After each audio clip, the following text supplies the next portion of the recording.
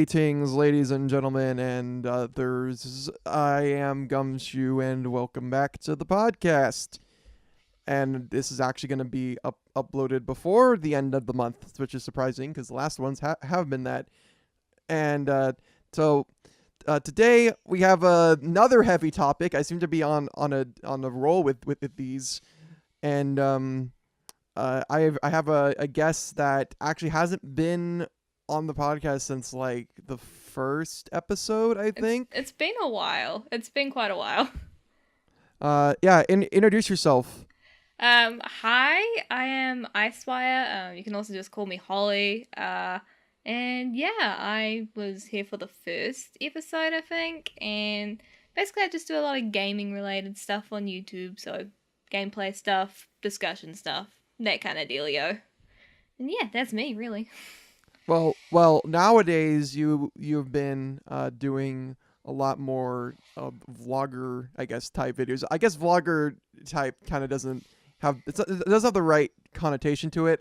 What's a good way to describe? Usually my face is present a lot. Yeah. Okay. Yeah. You see my mug on the screen a bit more than you used to, so. So, with that said, before we get into our main topic, let's cover those headlines. So, first thing, let's get the Sonic thing out of the way. Sage 2018. This is the Sonic Amateur Games Expo is going on right as we are recording this, and probably will still be going on when this podcast episode gets uploaded.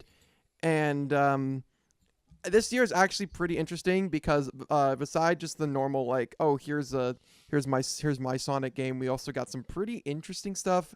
I did a stream just highlighting a few of my personal favorites, and we got like a visual novel demo that has these really cool designs called like, and we also have like some other non-Sonic stuff that being shown. I highly recommend looking at the webpage at the Sonic Fan Games HQ, and you can see a full list of everything that is there.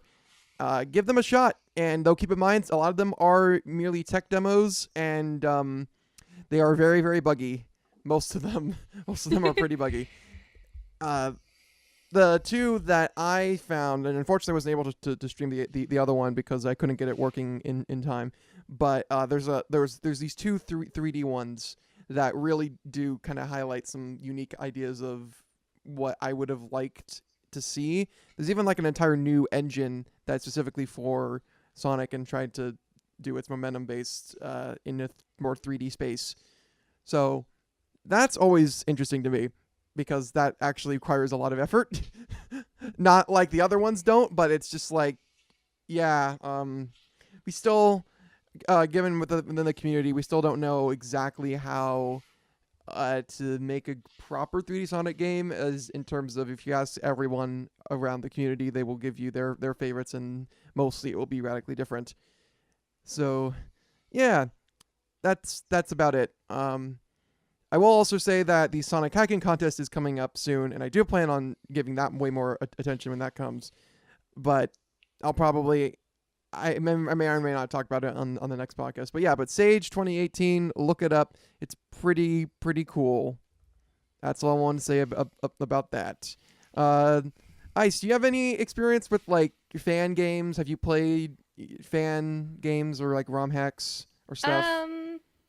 Not for a long time actually. I think the last fan game I played, I did have a go at one of those I Wanna Be the Guy fan games quite a while back, but I don't know, it wasn't really my cup of tea personally, but I think that was the last fan game that I played, just like in my free time.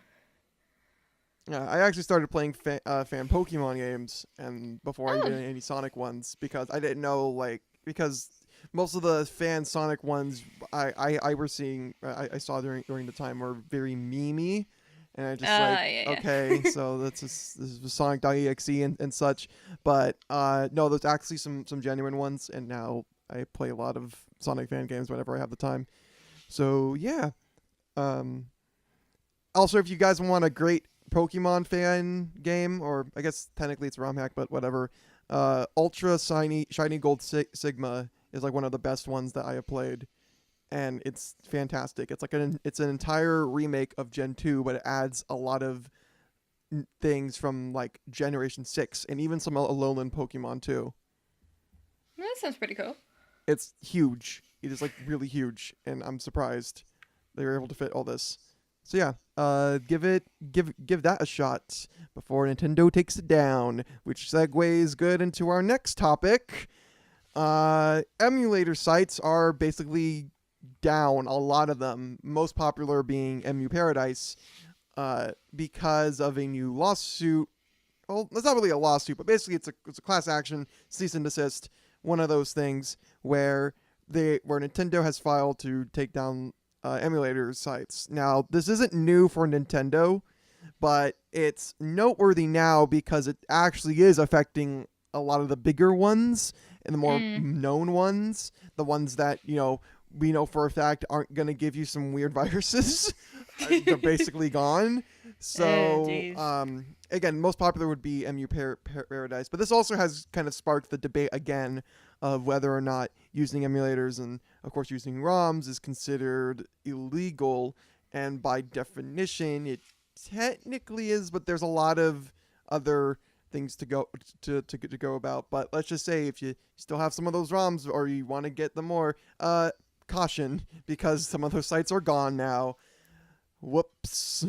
Press F to pay respects. Yep. Normally I would go into a whole spiel about what I think about this, but I have actually talked a little bit on it before, I think like a couple months ago. So I won't repeat that here and instead move on to something a little bit more lighthearted. DMC is back, and while I did talk about DMC5 when I did the E3 video, now there's a lot more information that has come out within this past month. There's a new trailer that actually showcases a lot of the different gameplay. We actually get to see a little snippet of what Dante will be like. He has this new bike, which I thought was just, okay, it's just going to be used in the cutscenes, but it's an actual weapon that you can use, and it looks freaking amazing. That's pretty cool. We also know it's going to be set after DMC2, so this is technically in the chronological order. This is the furthest that we've gone to. So that's going to be interesting. I mean, I guess we finally have a continuation, because for the longest time, every game that was after the second game was never after it. 3 was before 1, 4 was after 1 but before 2. And then there's the reboot, which no one talks about because we can't talk about that because that's an abomination. and then now the 5th game is going to be after 2. So we'll see what happens there. I guess that means people are going to have to play 2 to find out what the story is. Don't do that. Don't do that. Don't waste your time. Trust me. It's bad. Don't do that. Oh boy. I'll take your word for it. I mean, I've never played any of the DMC games, but I will take your word for it. I highly recommend looking up the gameplay trailers, as you might as you might actually be really interested in it. And I know that there's a lot of people that have seen Devil May Cry 5 and just based on the trailer alone wanted to get into the series. So it's that good of a trailer. Even the E3 one was just surprising. Apparently, we also do have a release date. It is coming out March 2019. So that soon. That's pretty soon. It's coming out pretty soon. Not as soon as, the new Smash Brothers, which is this December, but soon enough. It's relatively soon. I mean, March isn't that far away when you think about it. It's basically just a half a year. We just have to wait like half a year and then it will be here. So will this this is great because this also kind of gets back to I'm sad that Skybound was canceled, but luckily we're having DMC, which is literally it's not from the same team, but at least it's that type of game. I'm still a bit salty about Skybound being canceled because that game looked amazing. Rest in peace, dragons. Anyway, speaking of dragons, Good old Spyro. Spiro. Spyro's in the news now with the new trailer that actually released a lot of the new designs for some of the characters, and my God, they have gotten some redesigns. We are no longer Yeah. in the days of flat polygons and textures. Now it's full on armor and full on fur. You can So see much every fur. individual fur. It's great.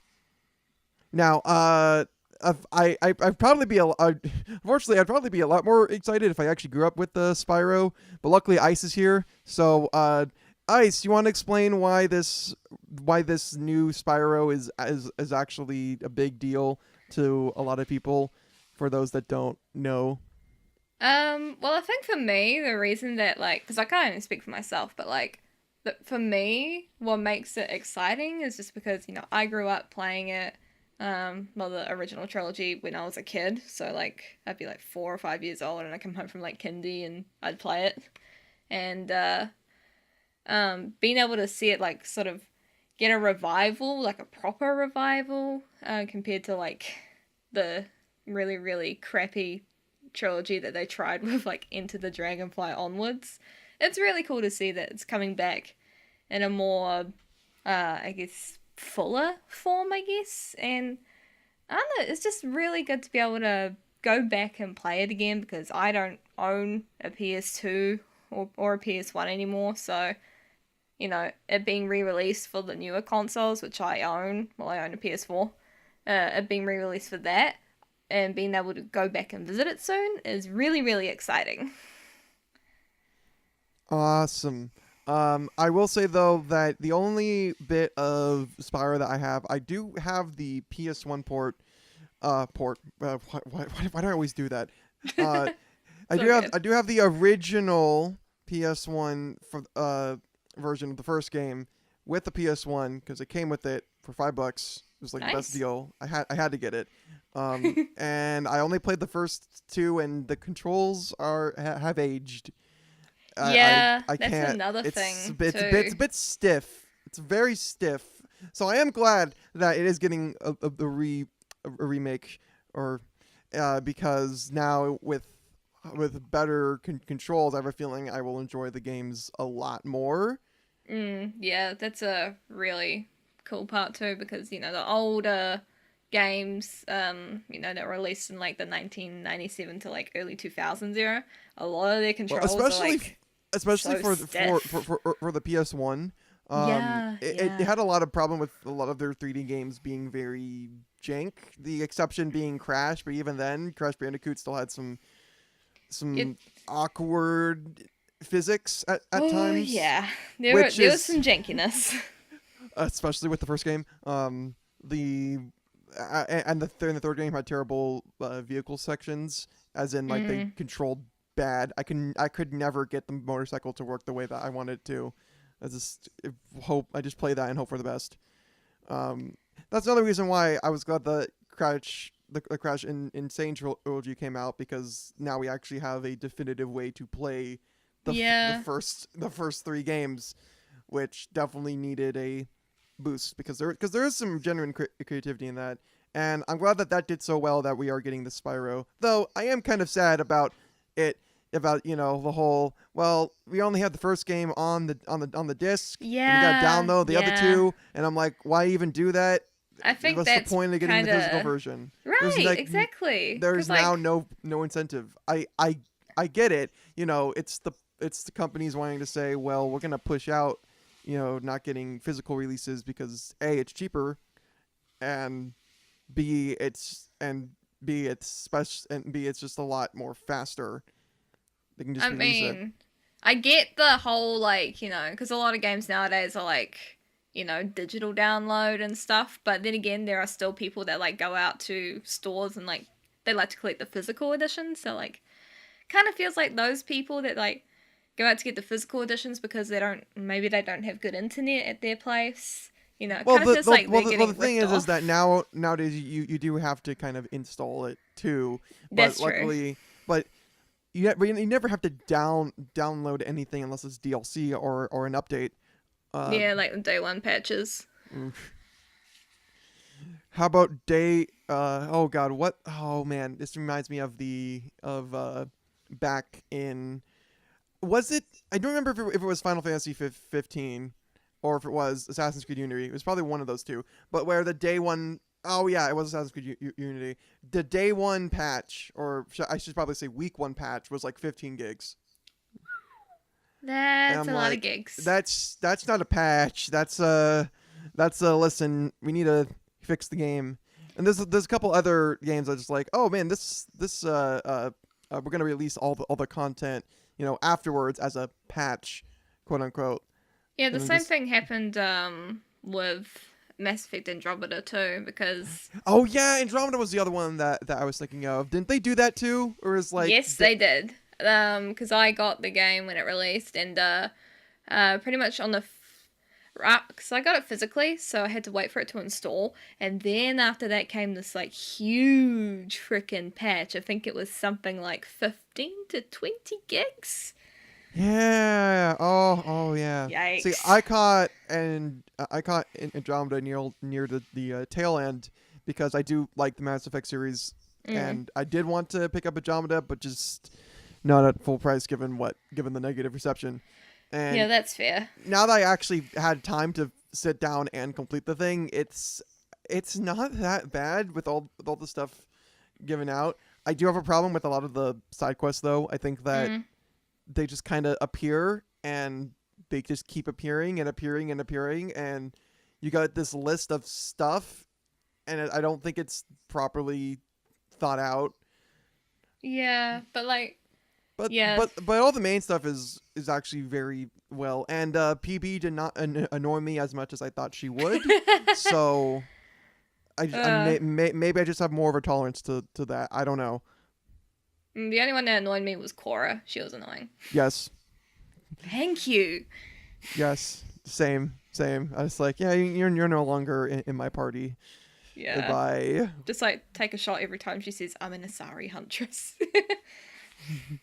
This I I am Cora and I am an Asari huntress is basically the new my name is Commander Shepard and this is my favorite shop in the Citadel. Yeah, pretty much. It's the new one. All right. Other than that, we did get some brand new stuff. We just now, as we are recording this, there was a trailer dropped for Streets of Rage 4, which is insane because number one, I thought that series died long ago in the Genesis age. People have attempting to bring it back via fan games. Sega's took them all down now, except for one. I think Oh, you can that find somewhere sucks. on the internet. Uh, but now we are getting a proper new game made by people that did Wonder Boy the Dragon's Trap, which I did play. Is dang, it's hard, but Mm. that art is so good. It is like one of the most beautiful looking games I've ever played, and I would highly recommend it even just for that. It is a platformer, so I don't know if you don't like platformers, then you probably won't like the game, but I'm glad that the team behind it got a chance to do something new and make and continue, like Sega giving them another project. And the art is all hand drawn Wow, too. really? Yeah, That's impressive. just like they did for Wonder Boy. So there you go. It's hand drawn sprites. It looks amazing. So watch the trailer because our words can't really give it justice. Unfortunately, we don't know much about it besides who's developing it and that it is a thing. Because it hasn't been said whether or not it will be released on what. I assume it's going to be released on the Nintendo Switch because if it's made by the same team. When Wonder Boy was released to Nintendo Switch, it sold so well. So it's going to be on the Switch. It's probably going to be on PC because everything is on PC. Yeah, Um, I'd expect it to be, honestly. but I don't know if it's going to be on the actual consoles. That's still a bit iffy because there are some games that are just like, oh, we're just going to release to the Switch and that's it. Yeah, Um, yeah. so who knows? Who knows? Hopefully it's released everywhere so everybody can play it because that's what I want.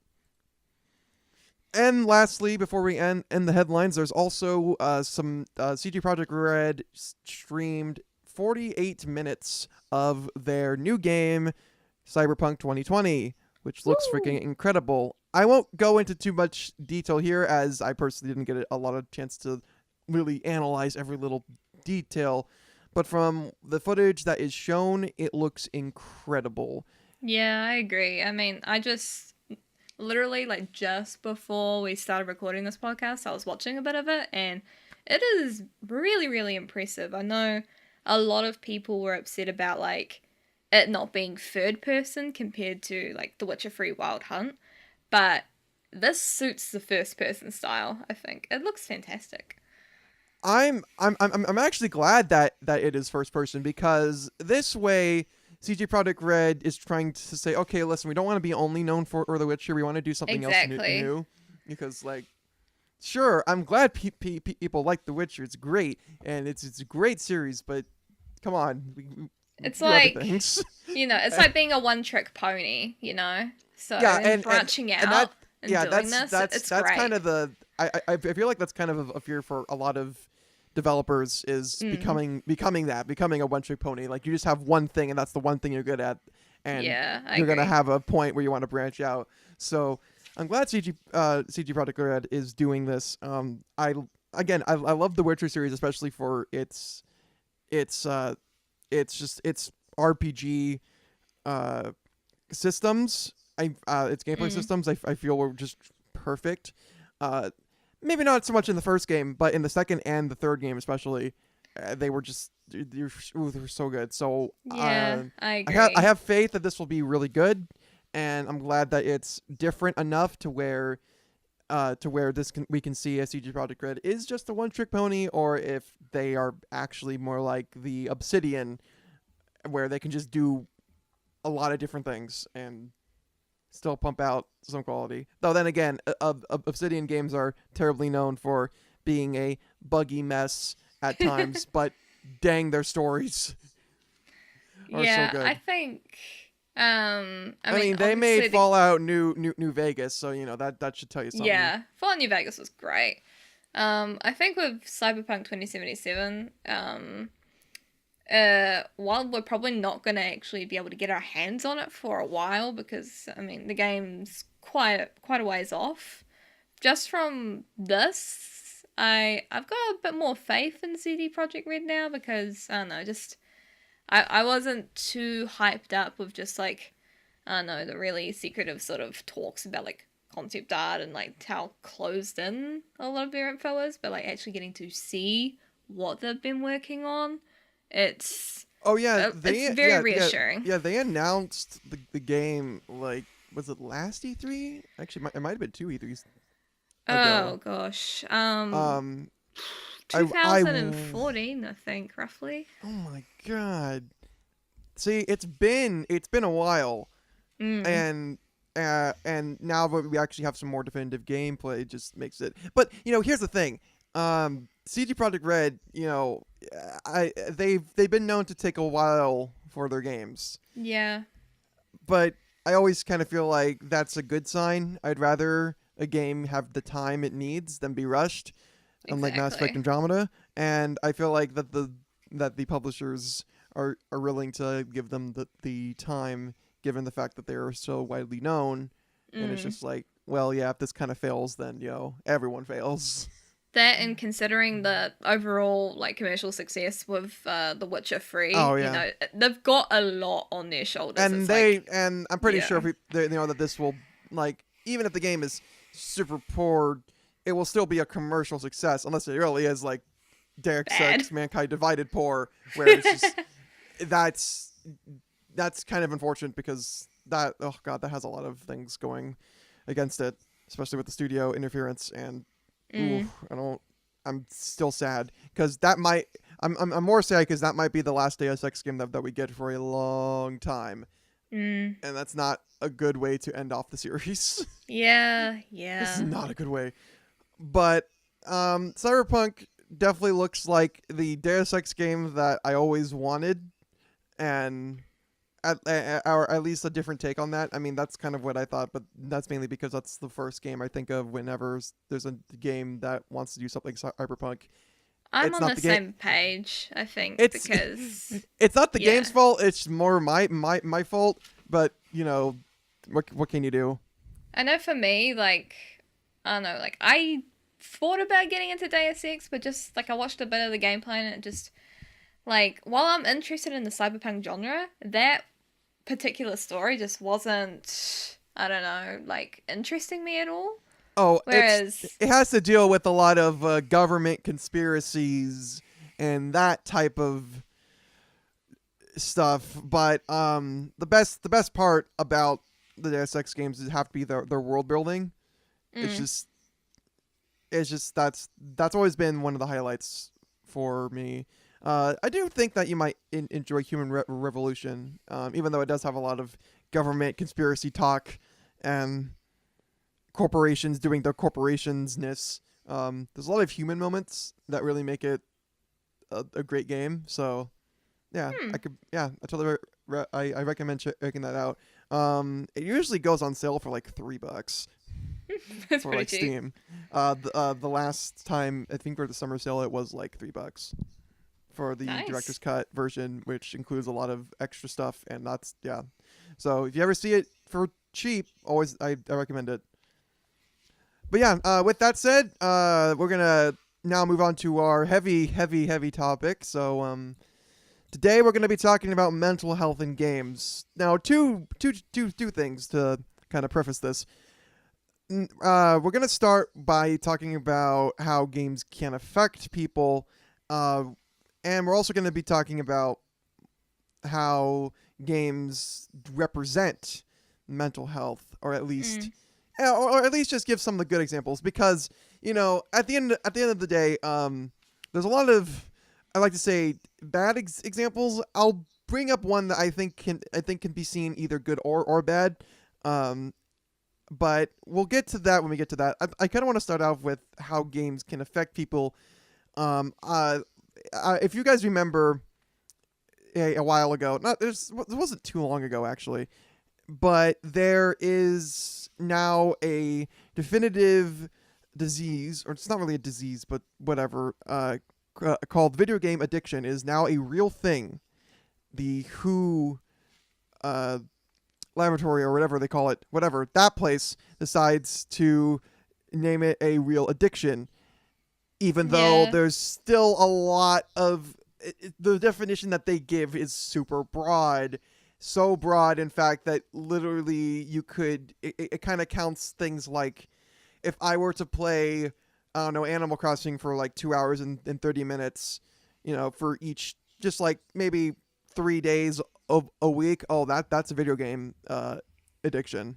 Yeah, I don't agree with that. I just because you can get lost in a game for like a couple hours or so, like 2 hours, we'll say like 2 to 3 hours, and I don't know, you play that like I don't know 4 days a week, for example. I wouldn't class that as being addicted to a game. That's just having some downtime and relaxing, in my opinion. I think it all kind of depends on who is the lens that you're looking this through, because yeah, I get it. If you have a child and the child goes away to play games for like a while, you probably think that maybe something's up because you probably just don't know a lot, and that's not your fault. It's just one of those things where you just gotta better educate yourself. So I guess it is your Mm. fault. All right. Well, this turned into something very terrible. I just told everyone watching that it's your fault. It's your fault this Get good at exists. parenting. Oh well. Uh, but I will say that that given everything that is here and what we do know about it, I don't. I will give this statement. Anything is good in moderation, and Mm. I think the current definition that we have of video game addiction kind of labels the moderation as addiction, just to Yeah. where they can be two different things. Like again, like just having like the example that I gave I would say that's more in moderation. You just say, okay, I'm playing this for like 2 hours, but I'm doing other things too. The Mm. addiction part or health or disorder part, I guess, would be more on line of if you schedule the time, but instead of doing that, you played like all day and you Yeah. had other things to do and you didn't do those, but they were like that's where it gets a little more gray. Like And even where it then, starts to impact like your day-to-day life, where like you can't get stuff that you're supposed to do done because you're yeah, gaming, that's an then you got an actual thing. issue. So it's not that I'm not for like having video game addiction being a thing. No, I am for that because I bet that there's at least someone out there that probably has something that would classify it. Just the current way that they classify it nowadays has been it's too broad. They need to kind of make it They more need to be a specific. bit more. Yeah, exactly. I was about to say that. And with that, as that's a kind of just how people will view it. I kind of like to say that that games can affect people in a lot of different ways. Mm. And that's kind of has to be true with most forms of art. I know there's a lot of people out there that don't like to consider video games as art, but when you really look at that, they are They kind of are. they are art. It's It's just like movies. While they have entertainment value, they also have art value. Even though it's dumb terminology, I'm going to use it anyway. It's the same thing with games. Sure, it's an entertainment in industry. Sure, there's a lot of things that you probably wouldn't consider art, but there is a lot in there mm. that would also be considered that, and it just happens to be in video game form. Yeah, I Um, agree. I mean, it's just at the end of the day, even if some people don't particularly like it, as you said, or agree, video games are like it's a form of media that does like the same sort of storytelling as any movie or TV show can, but just in a different form of media.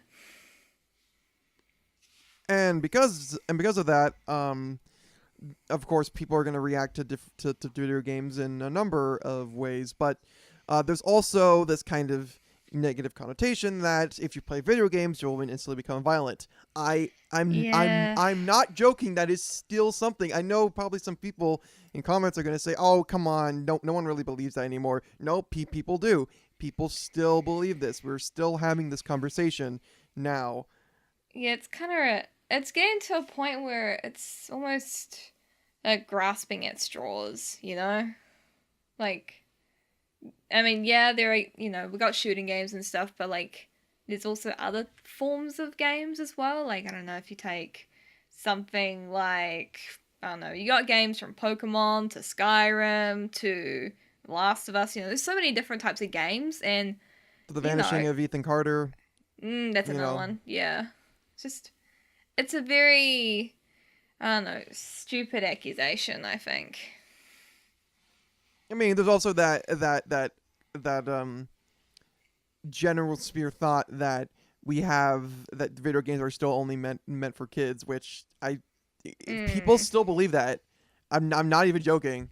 That it's like, are you kidding me? It's like, okay, I get the whole animation thing because there hasn't really been a lot of big budget, R-rated animation films that have been mainstream. Mm. Usually if it's that, it's something and it's like anime, which you know is not as mainstream as we would like to think it is, or it's something like Sausage Party, which just has a lot of R-rated Crude actors, humor. yeah, attached to it. So you just know it's nothing. And even then, that's new. That's like relatively new. So Yeah. for the animation thing, it's like I get why you would think this, but for video games, I don't know why you would think this now with so many games being rated M. You really think that Call of Duty's for kids? Like, come on. Yeah, it's silly. But Fortnite, though, now that's a different story. That's rated T, so of course it's for kids. Obviously, Everyone boom, can we're play good. that. We're good. See, yeah, we're good. We're awesome. Um, and because of and because of this whole negative connotation, I do feel like there's a lot of I do feel like whenever you hear a story about a game that may have helped someone during their time dealing with life, that sort of gets swept under the rug under this whole thing of art video games make you violent. And Yeah, you don't really hear a lot of like positive stories and like, mainstream media about video games impacting someone in a positive way. It's usually always focused on the negative. Hmm. and and I think that does kind of, I think that is kind of telling of where of that there is some bias, but at the same time, it's not like those stories don't exist. You just have to Mm. look a little further into that. I know that on YouTube, which is not probably the best spot to go for insightful commentary, but let's just say that there is a lot of anecdotal evidence of people coming out with their stories about like I love this game because it got me through this really difficult time in my Yeah. life. I know you have one too, Ice. You don't have to share if you don't want to. You can just link to the Oh no, video. I'm happy to share. For me, I've shared about how Skyrim got me through a pretty rough patch in my life when I was younger, and yeah, just that game in particular. Like I was going through a really really crappy time, and um, yeah, just being able to play that just gave me like a form of escapism and being able to just forget my troubles for a day. You know, it made me feel happy because I was going around stealing sweet rolls and killing dragons. It's But like yeah, okay, we're gonna progress the plot, and then oh wait, nah, never mind. Let's just steal everything. yeah, 'Cause who exactly. Just cares? just go bananas. And Who I think just being able to do whatever the heck you want and have that freedom was part of what made it so enjoyable for me. So yeah, I mean that game had a positive impact on me growing up. and again, this might just be just one story, but there's a lot of that. So I encourage all of our listeners to look out for those, because if just looking just a little bit, just doing a few Google searches, you will find these.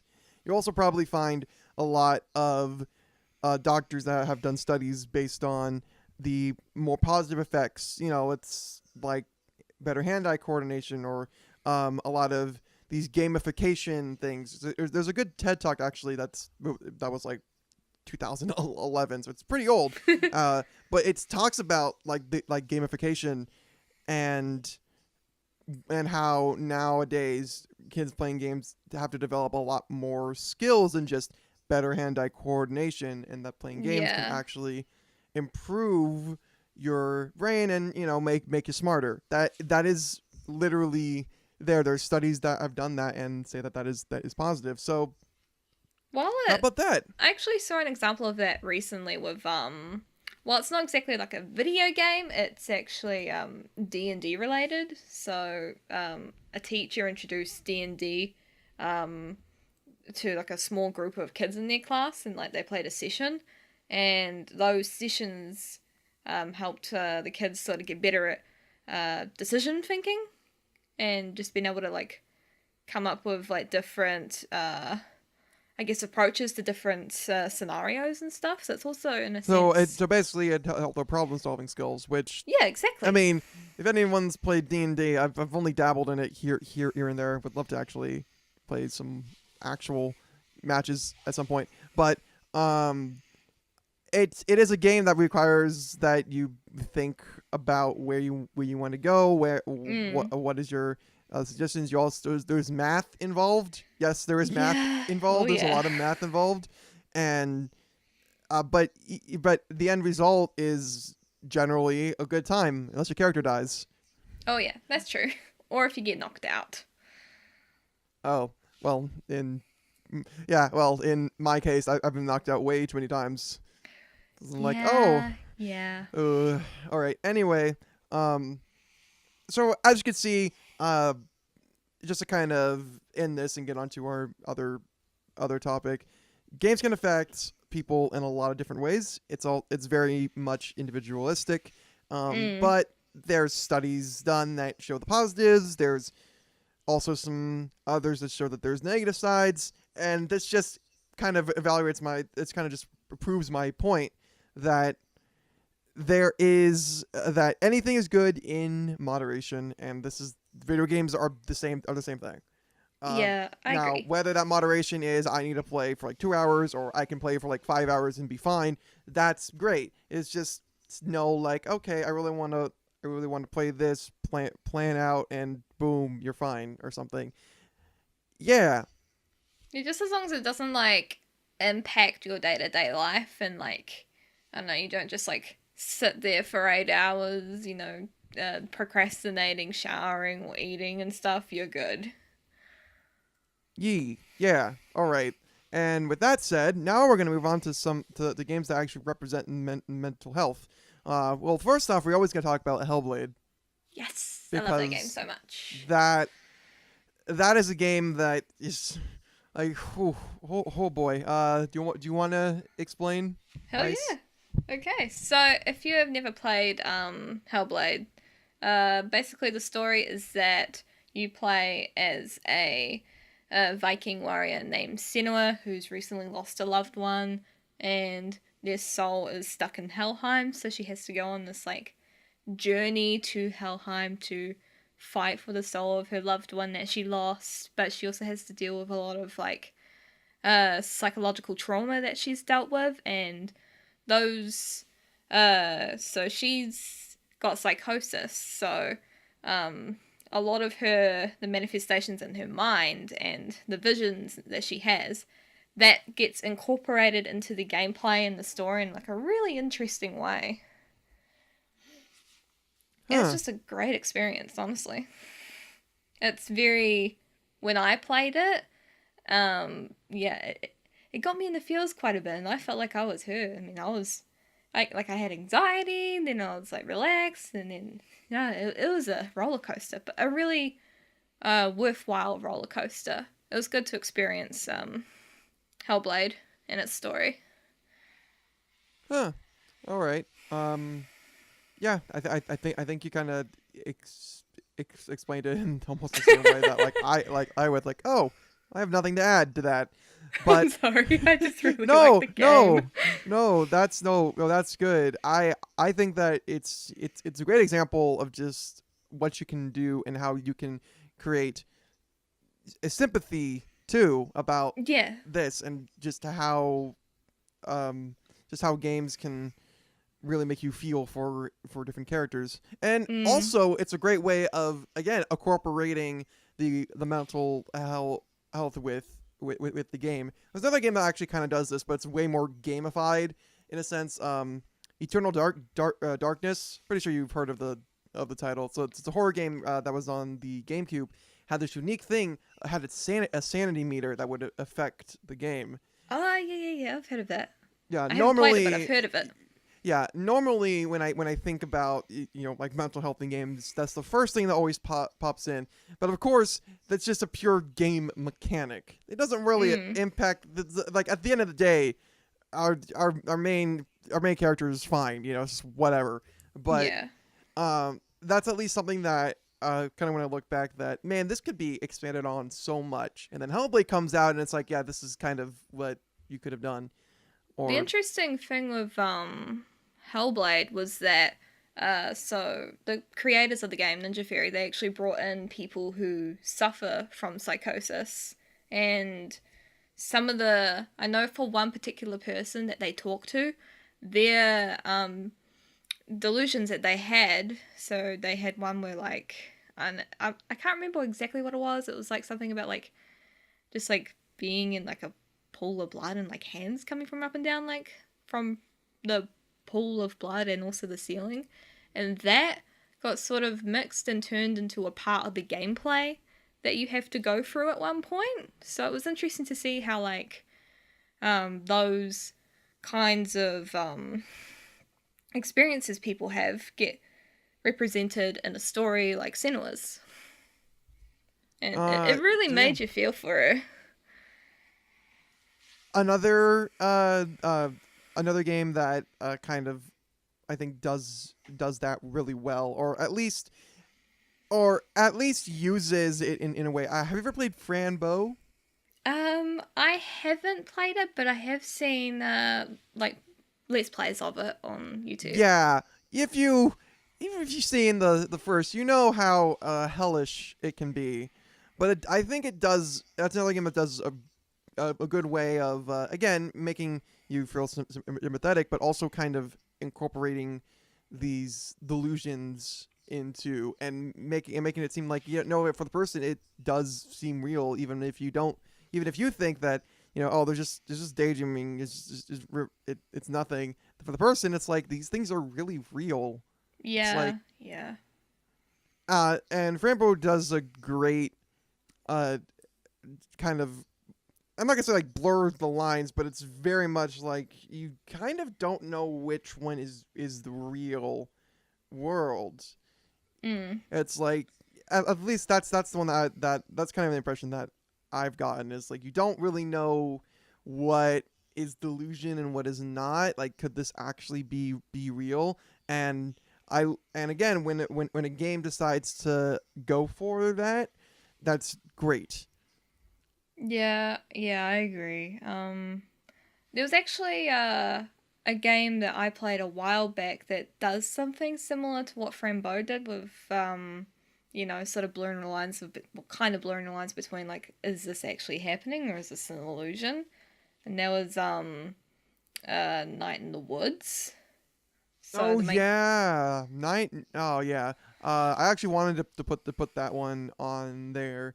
This came up when I was doing some research for it, but I actually still have not played Night in the Woods, which is um terrible. I'm a terrible person. it Uh, is a good game. It's a really good game. The main so let's say character. without spoiling anything, Mm-hmm. or is it something that you have to spoil in order to explain?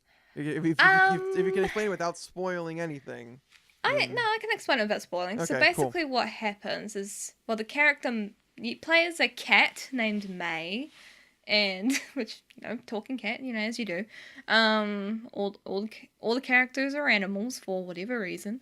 The main character May, she suffers from like a lot of anxiety and like just mental health issues, and she's kind of going through like a I don't know what to do with my life sort of situation. And at one point, she witnesses something happen where she's not sure if it was a delusion or something that actually happened. And then you don't know if it was real or if it was, fake. I mean, you just sort of get left kind of in the dark about whether this thing actually happened or not. So that's the best way I can explain it without going like into the details. Oh, cool. But yeah, that again, that's just you using that. I think is a good way to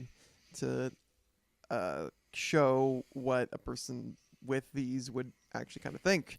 Um, mm. Another game that kind of that does this really well is Depression Quest, which is just oh, I kind of don't want to talk about it too much because it's one of those games that I really recommend people just play without knowing too much. So I really don't want to like spoil anything or even talk about like what it is. But Mm. I will say right now, if you do not know what Depression Quest is, just I look it up, see if you can play it. I mean, it's not really one of those games. It's more like it's not really like a game. I guess I don't know what the best way to describe There's it a is. it's like kind of like a Okay, visual got novel. it. Text based adventure. Yeah, text based. That's Text it. based adventure. That's the word. That's the term I was thinking of.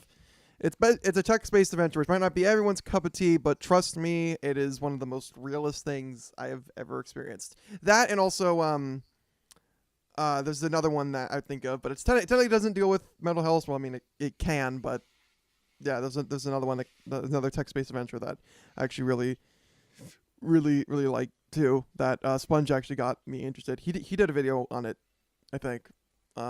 So I'll tell you that maybe after the podcast. Another game that now a game I think kind of blurs the line on whether or not it's a good representation or not is Heavy Rain. Yeah. Because I mean, some people again some people like to praise Heavy Rain for its realism, because it's just very real, man screaming Sean same time. It's very real, but no change in tone. but I do think that if there's one thing that I can say without a doubt, and this kind of goes for almost all of David Cage's games, that he really that a lot of the characters you really do get a sense of, you do get to know what they are thinking and kind of how they process things. I really kind of like that in Indigo Prophecy versus the first one that I actually played, and his earliest work, to my knowledge, it is the first one. I could have missed something up there, but in Indigo Prophecy, you basically have this character that is getting these hallucinations, but is just in denial about a lot of things, and you kind of get to see what his thought process is. In Heavy Rain, you of course have I can't believe I just forgot his name. The father? Well, no, not Ethan. Even though Ethan Mars, going through that tragic event. Yeah. Oh, is boy. it Oh my gosh, what's his face? It's the guy. This is a guy that wears the sunglasses. Norman, I think is his name. Norman. Yeah, Norman, with the Boston accent. God, oh no, it's Naaman. Naaman. My name is Naaman Jaden. I can't do a Boston accent to save my life. Yeah, he actually does. His character I actually liked a lot. Though I mean, isn't as good as Shelby until the last hour of the game. But Naaman Jaden is definitely a character that. Well, I mean, that's more more has to deal with a bit of a drug problem too. But you also kind of see what his mental state is like. I mean, there literally is a scene in the game where you go to a therapist, or where Ethan Mars goes to a therapist. So to say this game, doesn't actually handle mental health super terrible, I think is kind of I think that's kind of false. But at the same time, a lot of the characters are just kind of written in a way where it just is like, oh, well, I kind of have this thing, but maybe I don't. And yeah, I mean, most of the reasons why I say it's kind of in the more gray area is just because some of these characters aren't written well. But But with each of the characters, you kind of get a different feel for what they're going through, and especially for Ethan Mars, what he has to do. Again, it's like the most sympathetic thing ever. Even if he probably really should tell someone else about what he's going through a lot earlier than he did. Yeah. He wasn't having a really good time. He was kind of dumb. It's just. It's a bit dumb in some areas, but I mean, I know when I played, I actually only I played Heavy Rain for the first time very recently. I played it on stream for a bit, and then I just played a little bit in my off time. And what the impression I got with Ethan was that as the story went on with him trying to find his son, just you could sort of, I mean, like you said, you could tell what the characters sort of general mindset was in and how they were thinking. And with each thing that went on with all the steps that he had to take to find his son, you could just slowly sort of see his psyche kind of getting a bit weaker as time went on, if that makes sense. It's a good, I think, game to showcase how someone's mental state can change. And even then, sure, a lot of them are just, it's a tragic event. Oh yeah, but since you haven't finished the game, I can't really talk about Shelby. I know about all that. Okay, because I was also going to say, because Shelby's backstory too, when you get to play as the kids, who are terribly voice acted, but we won't talk about that for now. That's something different. He loses his brother. It's like, holy shit, no, you can't do that.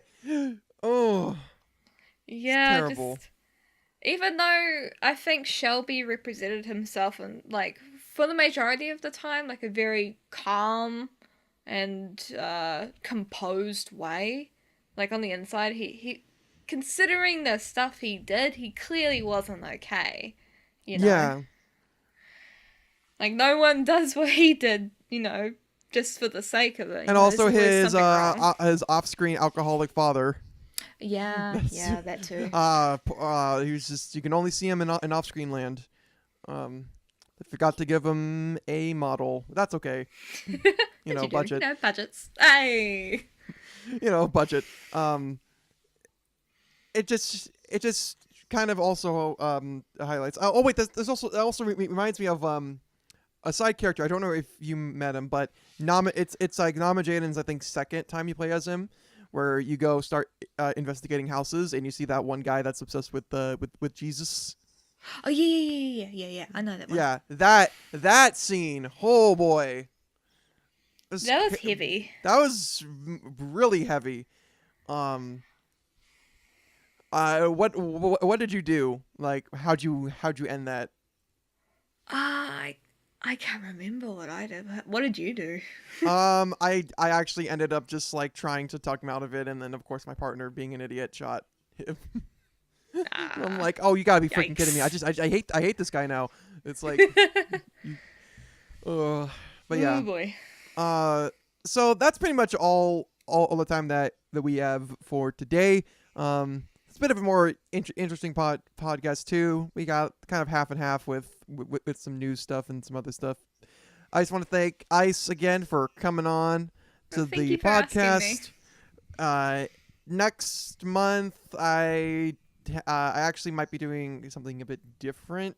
It's maybe something a little more lighter toned for these podcasts, because I've been on a kick with these heavy topics, so I might change it up for the next one. Fair enough. And I just want to thank everyone who listened. I also want to thank my Patreon supporters, as because of that I have been able to, of course, get better equipment, which is just amazing. I actually am getting an That's SSD. so awesome. I'm actually getting a new SSD card for my computer, so that's this way when I'm editing up the next video, which is supposed to come out, I have no idea when, maybe a couple weeks from now, as I finally have everything. I just need to edit it. It will be a lot faster, and I kind of needed the SSD card so badly. But yeah. So again, just thanks to everybody, and I guess I'll see you in the next one, or See ya. hear you in the next one. I don't really know. It's one of those. How these outros I don't really know how these outros are supposed to work. I think people just kind of say bye, and that's how it works. But whatever. Oh yeah, bye. By the way.